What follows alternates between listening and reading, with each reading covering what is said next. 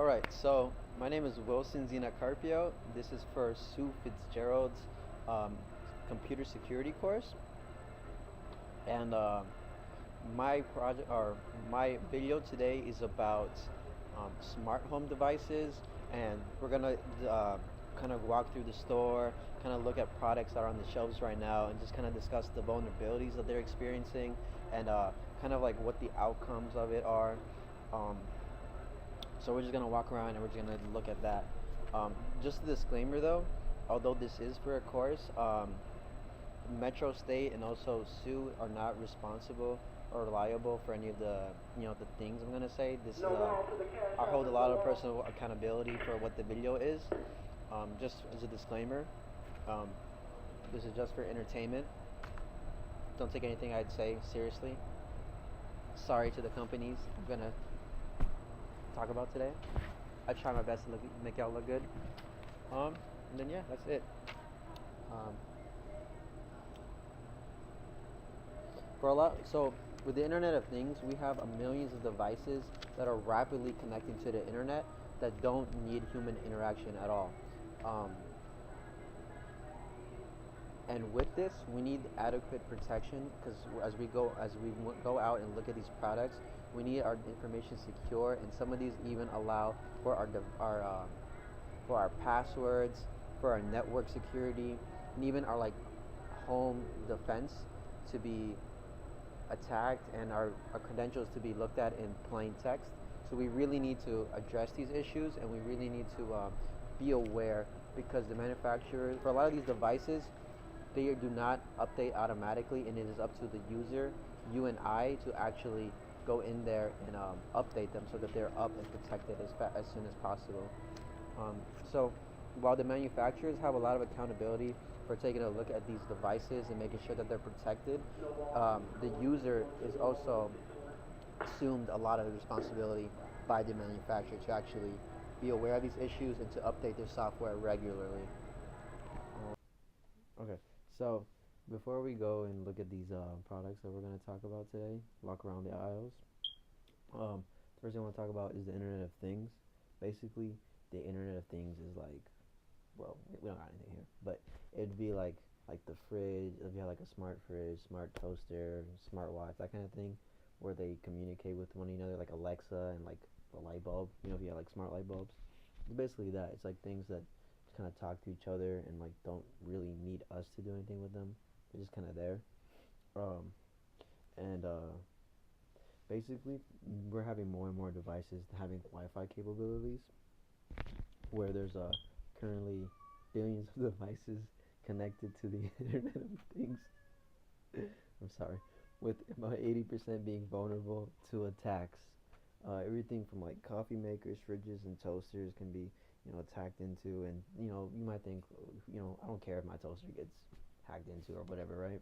But um, the toasters might have like additional firmware there that the manufacturer might have not taken out. Like, for example, if like a printer or anything, like they might have printer software there, so you could theoretically print something out from there, from your coffee maker. Um, there's also it's so new in its infancy. It's only been around for maybe like 10, 12 years.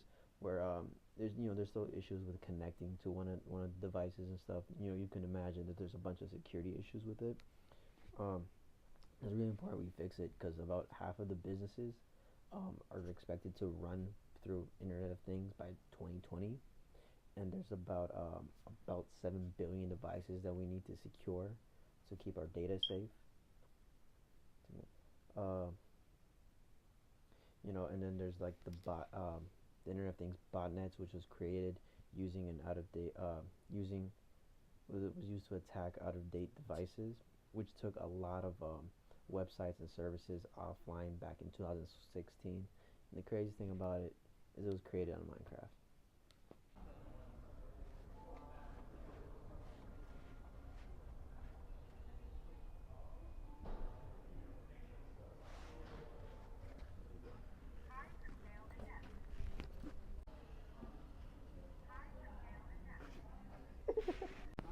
All right, so in this section, we're going to talk about the Google Home Hubs We're going to talk about the vulnerabilities that they are currently experiencing and what Google is working or what Google's response for it. So at the moment, there is a vulnerability where you are able to remotely control them with the API interfaces, with another API interface from Chromecast. And if someone was to gain access to it, they would be able to enable, they would be able to restart basically the entire home hub. They would be able to delete configured wireless networks, and they would also be able to disable notifications for things like your security locks and alarms. Google knows about this, but at the moment they haven't really figured a fix for it, or really, but they have acknowledged it, and it's kind of been a well-documented case at the moment. That's it. So here we have the Nest Learning Thermostat, and basically what it does is you're able to control AC or like your thermostat remotely, and it also learns. So it learns from your behaviors and kind of like your routines, and these are really cool. A lot of you know abilities you can do with it, but the thing to be worried about because it connects to the Wi-Fi. At the moment, there is attackers are able to create a backdoor for it in about 15 seconds, and with that, they're able to shape network traffic from a remote area, and they're also able to uh, so they're able to attack it in about 15 seconds. Now, I know you're wondering, but they need to get physical access from it. How would they do that?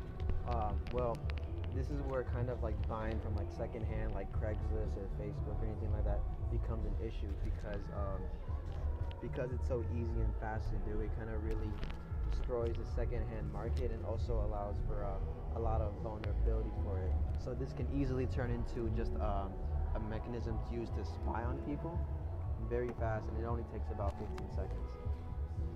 Um, at the moment, there's a crack vulnerability that allows the intruder to exploit a weakness in a Wi-Fi protocol in the WPA2, and it allows the attacker to read information that was assumed to be encrypted. Nest is aware of this and urges the users to update their software as fast as possible in order to um, keep themselves protected from attacks. Alright, so here we have the LifeX light bulbs here. We have a wide variety of these pretty looking colors, right? But there was a vulnerability before where attackers were able to grab credentials like from your Wi-Fi password and your Wi-Fi password, your root certificates, and also your RSA private key. But LifeX or whatever, they they created an update for it where you're able to actually encrypt this data, which before it wasn't able to encrypt. But unfortunately, at the moment, it doesn't force you to actually update your um, your actual software for it. So it's up to the user to actually update, and so they're able to be safe and keep their Wi-Fi password corrected. It's also advised if you've been using any of these products, you need to update your password and yeah, update your password. Um, oh, but like the Nest device, you need attackers need to have physical access for it. So while your Wi-Fi password might be vulnerable to attacks, the likelihood of someone actually breaking into your home just to steal your Wi-Fi password is pretty low. But once again, if you were to grab it from the secondhand market or if someone at the store was to tamper with it, then they would be able to access the information. Also, it destroys the light bulb, so the actual risk is not that high. So we have these cameras here, which are really useful for protecting yourself from home invasions and keep your house safe when you're away, right? Well, unfortunately, for a lot of these devices, they don't come with actual passwords, so people are able to, or they come with a default password, don't actually force you to use password to protect your device. And this is an issue from the manufacturer's side, just like we saw with the other devices over here. And what this does is this allows people to actually spy through your through your actual webcam. And there's actually a website at the moment which you can look through all these IP webcams, and you can actually look through people's webcams through the internet. And they're doing this to promote it, but to promote the vulnerabilities with the actual devices at the moment. But at the same time, it's also an invasion of privacy for all these people with these devices who aren't aware that people are actually looking through their cameras. So here we have the Ring. So basically, ring the doorbell, and then you get to see it on your phone who's there. So if you want to hide, you got a mailman here, you got a ex-girlfriend you don't want to see. They got you. You ain't gotta open the door for them. You know who's there. So yeah, basically, you can contact Neighborhood Watch. Okay, so as we walked around the store, we saw a lot of devices here. A lot of negatives with a lot of vulnerabilities. All the devices we looked at had potential issues where you could get your data lost, or they could be manipulated to for attacks. But with that, we also learned some positives, such as like the manufacturers are aware of these issues. They're well documented most of the time, and they're working for fixes, or they've already released fixes. Unfortunately, most of the time, it's up to the user once again to actually go out and apply these fixes or update their software. On the other bright side, we saw for a lot of these devices, it actually requires actual physical presence and actual physical, like, they need access to the actual hardware in order to attack our devices. So in that case, we're actually safe. But and also what we have going for us is that the actual, like, is it worth it for the attacker? It's not that worth it. I mean, like, the average American, the average you and I are not that interesting for someone to actually go out and spy or play with our toaster or light bulbs or whatever. Like, no one's gonna do that. So because of that, the value is very low, and the amount of effort they need to do is actually high. So the likelihood of them actually attacking us is not that likely. But it's something that we do need to address once again as the Internet of Things quickly evolves and becomes more and more ingrained with our lives, and technology becomes more and more ingrained. Because a lot of these devices, as we saw with the thermostat, they actually gain information about us in order to make our lives easier.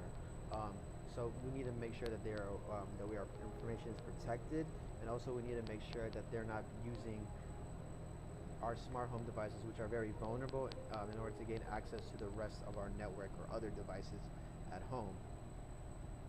And then, yeah, that's about it. Alright, and then for, like, I got most of my resources either from other articles, websites published where we talk about data breaches, and I'm going to go into them. And then I also got information from the actual manufacturers' websites where they talked about known vulnerabilities and what to go through and how to resolve them. Some of the websites I used was Gizmodo.com, Computer World, the actual Nest website, where there's I actually went through the manufacturer's, like, manual that talks about the vulnerability. Sorry, my cat's loud. And then I also went through the Crack Attacks website, where it talks about the vulnerability for the. But thanks for watching my video. I hope you learned something. I hope you found me walking around Walmart enjoyable. Probably not, but you know. Alright. Thanks for watching. Hope you enjoy the rest of your day.